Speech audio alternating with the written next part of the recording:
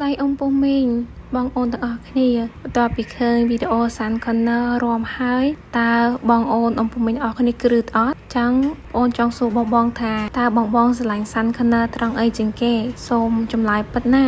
នៅក្នុងខមមិនខាងក្រោមអរគុណបងអំពុំមីងសម្រាប់ការតាមដានទស្សនាវីដេអូនេះជួបគ្នានៅវីដេអូក្រោយទៀតបាយបាយ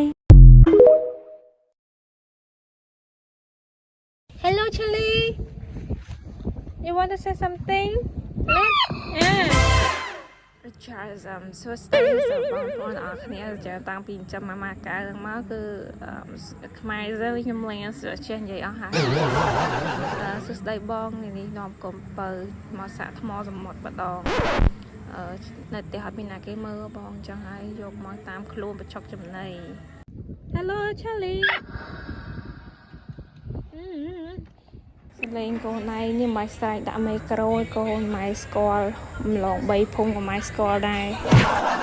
នៅមួយម៉ែម៉ែចាំមកស៊ីបាយម៉ែត្រូវយកចិត្តម៉ែតិចម៉ែប្រើអីត្រូវធ្វើតាមម៉ែកូន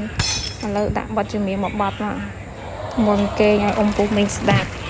ជាបាល់មួយទៀតតែចុះគ្នាកាត់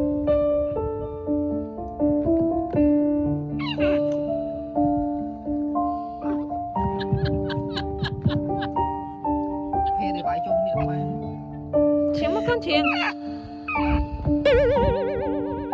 កុំអ៊ំពុំមីងដែលជួយចិត្តតាមដានទស្សនាវីដេអូអូនកុំភ្លេច like follow page មកអូនមួយផង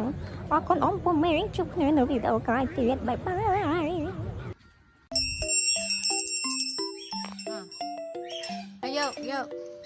យកលឿនយកទៀតគ្រីមឈិកណាសមគូអាឆ្វេងដៃហ្នឹងគឺយេឡូសាយអាខាងស្ដាំដៃហ្នឹងគឺផាញ់ផល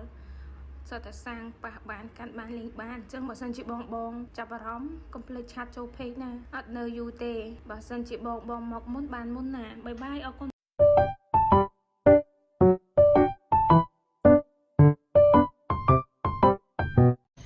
អូ